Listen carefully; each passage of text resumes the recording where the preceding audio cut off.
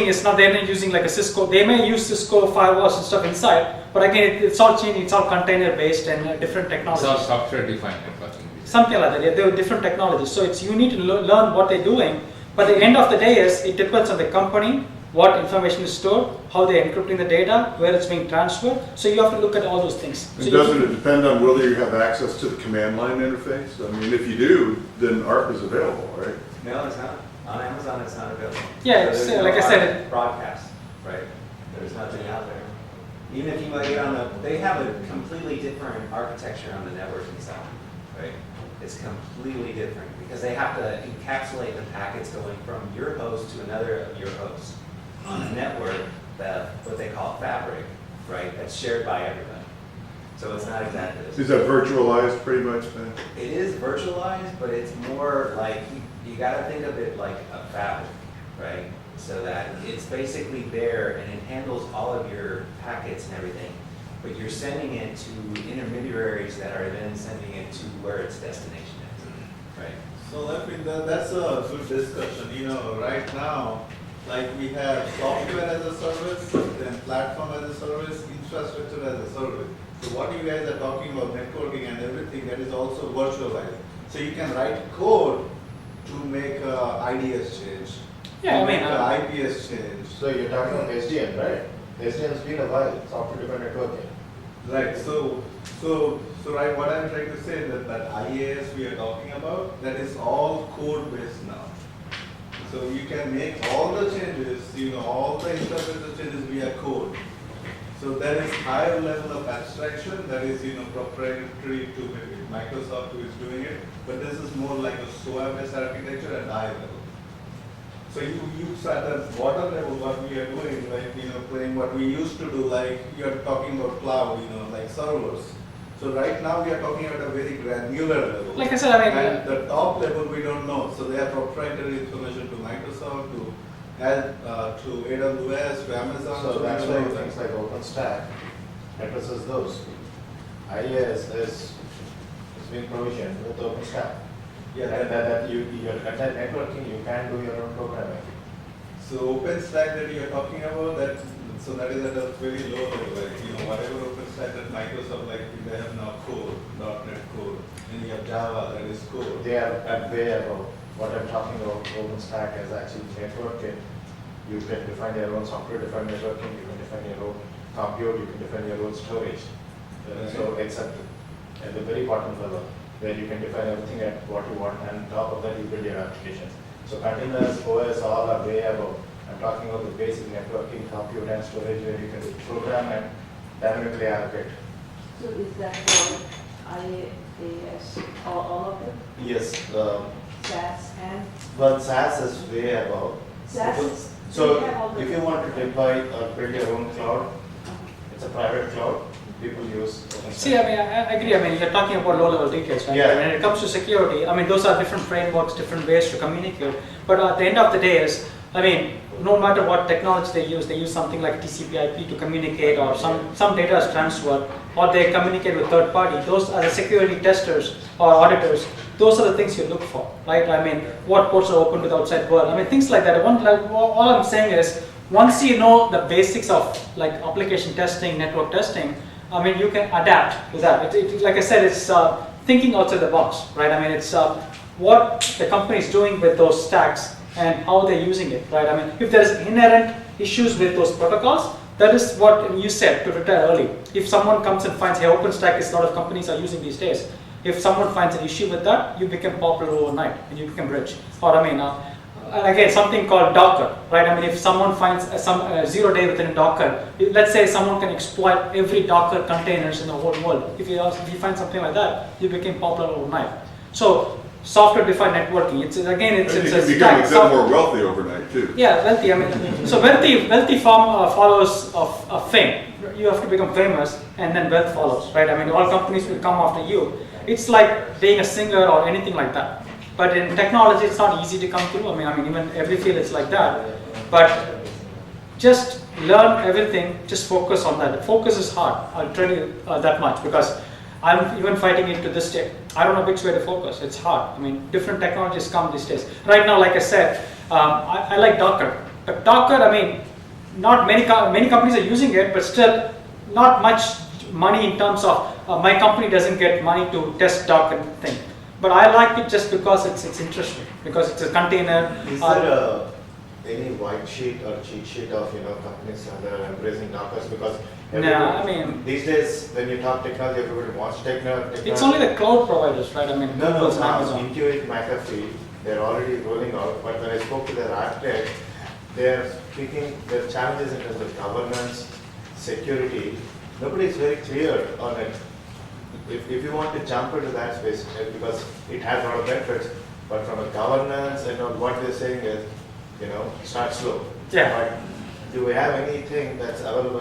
What are the? No, I have no idea. Like I said, I just followed. I mean, I created that web application thing 2 years back, just to make it easy, because it's not easy to install these web applications on each ISO, right? So I created just that package to learn at the time. But now I'm just learning that to even learn about if I can create any tool. Like you said, I just want to create something myself too. I'm also playing with another tool language called Golang. I don't know if you're familiar with Golang. It's a Golang. It's a Google-based programming language. It's like Python, but it's not. It's getting popular. But I like it because it supports what's called concurrent programming thing. You can it's fast, and it's like it has the power of C++, but the same flexibility as Python. So it's getting famous these days. And Docker is written using Go. That's how I learned about Go. Docker, the whole Docker stack is written using Go. Okay. So that's why I'm learning these two things, just to stay ahead of the curve, right? I mean, just to be. It could get famous because it's created by Google, so it could get popular. I mean, it will not go anywhere. But Golang is something, because I don't create software. L-I-N-E? G-O-L-A-N-G. Oh, Golang. Golang, okay. It's called Go, but if you search for Go, you're not going to Short find for anything. language, then Yes, Golang. Golang. And it's interesting because I don't create packages for other companies. I write software just for me. So I can create anything I want to. So I'm picking this language. Python is good, but there's many tools in Python. So I just wanted to be different, so I'm choosing that. And the reason I picked that is because of Docker. So Docker is something I'm learning, and Docker, and or even a lot of this threat hunting framework. They're like, I don't know if you know what threat hunting means. Like hunting for threats within company networks, like Splunk. I don't know how many of you are familiar with Splunk, or I mean, it's a SIM solution, right? I mean, you look for what's going in your network, right? And a lot of the new tools are written using like Golang and stuff. So anything, if you're interested in programming, that's something you may want to pick up. So I think, yeah, well, a couple of more slides and I'll stop, and then I think. So question about your cloud security and IoT devices. Are there any certifications coming up in that area? There's tons of certifications, and my advice to you is don't go after certification. Certification is good. After 1 or 2, I have a few certificates of my own. You definitely want it, but don't go after one certification. That's my personal opinion. CH is okay, but trust me, even after getting that, you won't know anything. Just learn. If you're good at it, start blogging about it, create your own blogs, create what you learn. You will become more common, and if you're hunting for jobs, that will be your resume for people. Instead of saying CEH, if you say I created this lab in my home network, and these are like I said, I create a lab. That will be, when you apply for interviews, that should be your resume. Tell them this is my create lab. I can hack using these techniques. I can do this kind of privilege escalations. I can do this. If you can talk, that you can get only by creating yourself, not from the certifications. And certifications are good, just an entry level. But if you, I'm assuming all you guys have at least 5 to 10 years experience in different fields, right? So you can always tell you did security in part of your company if you're good enough at what you do, right? So just learn the stuff rather than focusing on certification. With that said, OSCP is good because it's hands-on technique. Other than that, I don't know any other certification that makes you do something hands-on. So Amazon is also something good. What is that? No, I was saying good. That's a good point. Which point? I mean, this year? No, telling people make their own labs is a good way to get into it. Exactly, learn from it, because if you want to do something, hands-on is the way to go. Certification, don't go after certification. It's for people who are coming out of college. We don't have any standards like this is a good body or recognized body. CISSP is recognized by many people. That is not dealing with cloud, right? Cloud It is not, security. but if you have the certification, people know you have some knowledge of security. That's all. So people don't care about whether you know. Like I said, I don't know about cloud, but I'm confident that I can do a pen testing on cloud. It doesn't matter. It's the same principles. But the Cloud Security Alliance and ISC Squared teamed up to come up with a cloud security certification. I forget what the letters are, but. I mean, it's the same There thing. is one available in that area. AWS. I mean, it's the same thing. We're doing port scanning. I mean, what services are out there? I mean, are they patched? It's the same principles. It doesn't matter whether it's cloud or. I mean, like I said, IoT is different because it has hardware. As far as software is concerned, you follow the same process, like what it is. So it's just learn the basic principles about the security, and then you'll be good. I mean, just find out what you like. I mean, like I said, if you're a software developer, web application is the easiest track, and then learn everything in and out about web application hacking. If you're a system admin, do for network pen testing. How to scan, how to use Nessus, scan, find issues, how to find patches. Slowly start from your existing company. Talk to your managers. Tell them, hey, I've been learning security and I know how to do Nessus scans. Do you want me to scan this test network first and tell you the issues I find? And then if you're convinced, I can do it on a production network. Start slow because you don't want to scan everything in production. You will bring something down if you don't know what you're doing. You don't want to be there, right? So that's why you need to have home lab. You can Or you'll either set off some alerts and the security guys will Craigslist. come after you. Exactly. Go to Craigslist, buy a simple server or at least a powerful machine with 16 to 30 gig machine. Or you can rent something on the cloud, which is going to be expensive, right? I mean, you can build something on Amazon or Google, but for a month you're going to pay like $150 to $200. So it's better to spend like $600 or something. I would recommend 32 GB RAM and build different labs. And just put pfSense, put Windows machines, put Linux machines, just learn. I mean, that will get you a long way. I mean, and also you know how ARP spoofing works. I mean, you know how phishing attacks work, how you can create malwares. You can play with your own lab. That's how you can learn and so on. So we have so many tools for web app. We have OWASP, we have information everywhere. A lot of organizations. For web apps, Burp Suite is good enough. Yeah. So for for mobile apps or for networking, so do you follow any news so that you get? No, I mean, like I said, it goes back to the fundamental principles, right? I mean, Nmap is for scanning. Nmap is a scanner, network scanner. And for web applications, all you need is a proxy. You can use Burp Suite, which is what you guys been learning. You just need some proxy to look at the packets going between the web application and the server and see what's going on. That's all you need. Right? There are tons of automated scanner, but I don't think automated scanners work well these days. It's hard.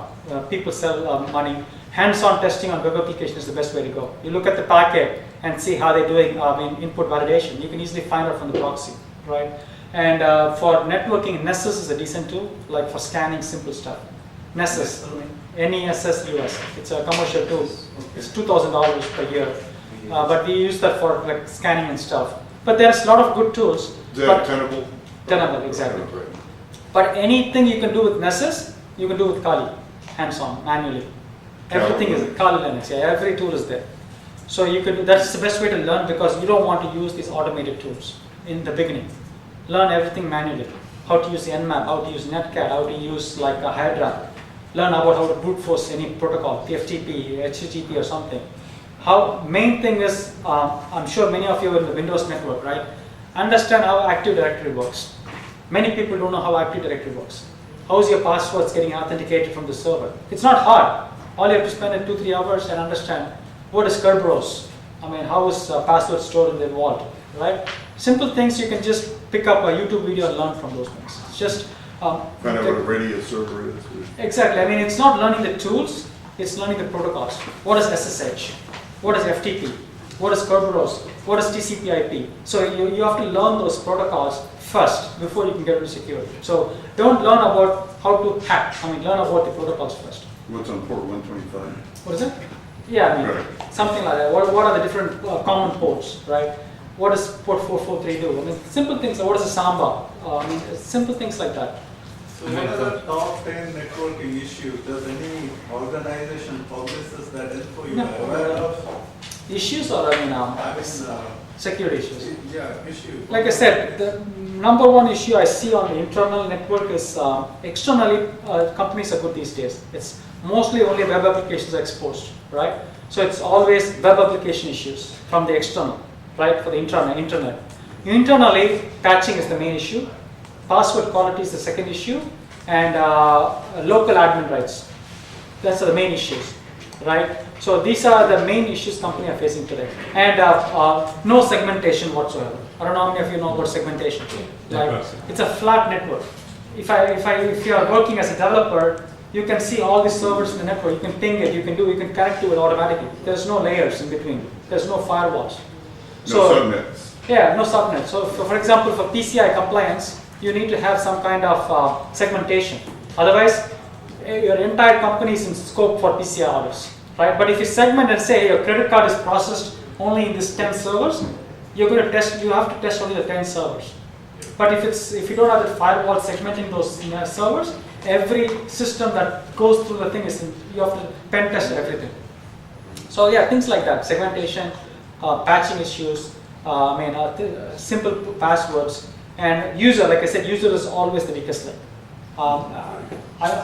I can't tell you many times. Within like few hours, I can go into a network. I will be sitting with the developers. I can get the hashes, crack the hashes, and I can get a domain admin, because most of the time, developers will have access to few servers. Okay, I get one of the developers' passwords, get into one of the servers, and if you go to one of the servers, I can dump all the passwords from the cache. I don't know how many of you have heard about a tool called Mimikatz. Yeah.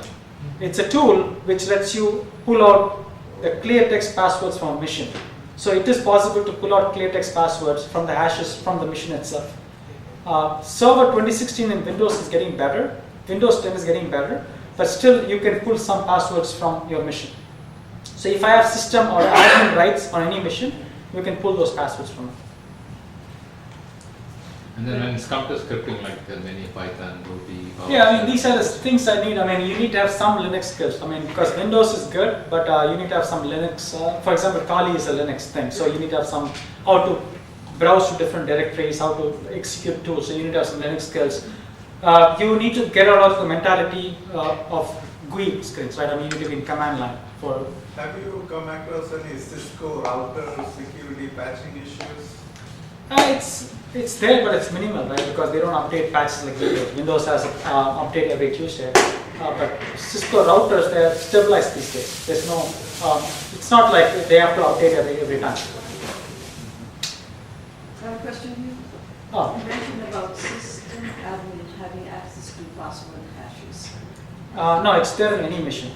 It's in any machine. Yeah, even for example, Windows 7, Windows 10. Yeah. Let's say I have a hack into one of your machines. I can, if I have system like admin access to that machine, I can dump out all the clear text passwords from that machine. So, yeah, so if I know when I'm doing assessment, risk assessment, so if I know that there are system admins, so I should always bring that out as a risk. If they're using the system admin passwords to log on to systems, yeah, that's a risk. You got to tell them that's a risk. But you cannot, unless you're doing an actual hands-on testing, you cannot tell them that's an issue, right? Because you have to prove to them that it's a bad risk. Because the admin is going to come and tell you, hey, I need admin password to do these things. But me as a pen tester, I can prove facts saying, hey, you use this many passwords using admin, and I can get it from your machine, and it's a bad practice to do that. So what would you say, what would you recommend then? Or what should I say as a... See, it depends on what you're doing. So for example, like I said, if you're a developer, you should be logged in as a standard user when you're doing actual work, right? You should never be an admin. Whenever you're an admin, just use your local admin to install software and then go back to standard user. Similarly, when you're an admin, you should, let's say you call the help desk. How do your help desk support you guys, these days?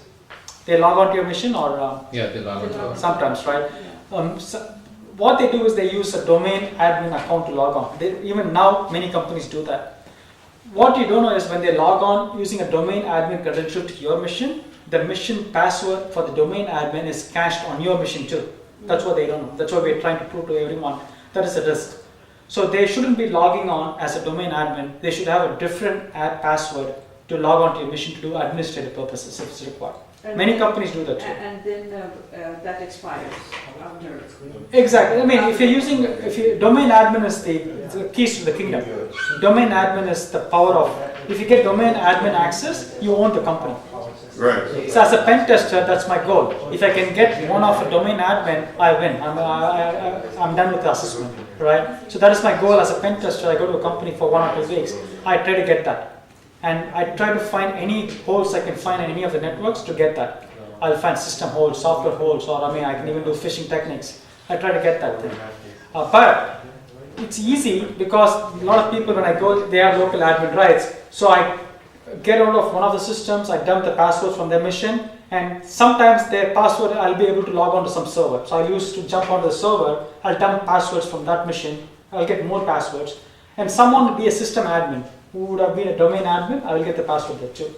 So it's not hard once you know what you're doing. I mean I'm not saying it's going to be easy, but if you've been doing it for 2 years or 2 to 3 years, you will know how to do all these things. And spend a lot of time in research.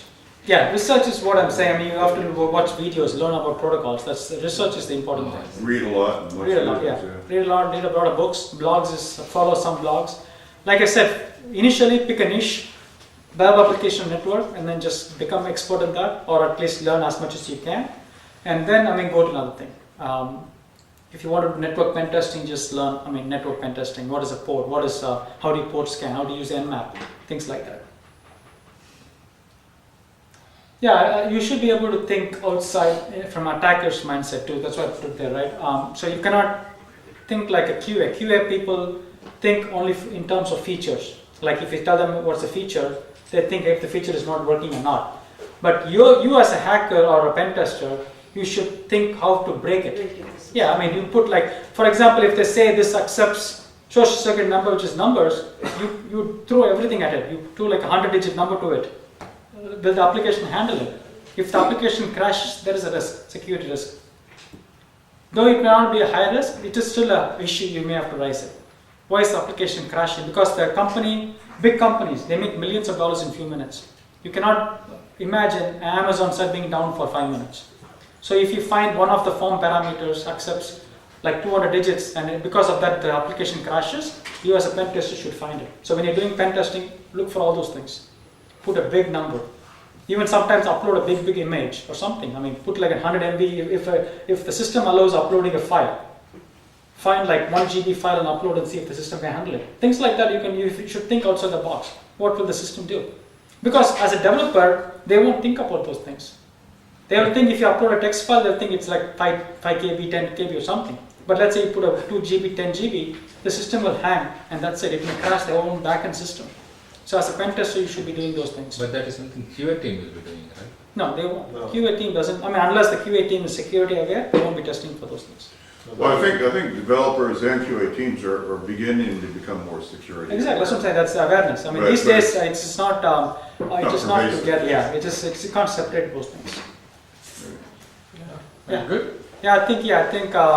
Like I said, I came here to kick things off. I think Dr. Clear is here. I think they're going to be. You're in good hands. They'll be showing hands-on, right? Hands-on training.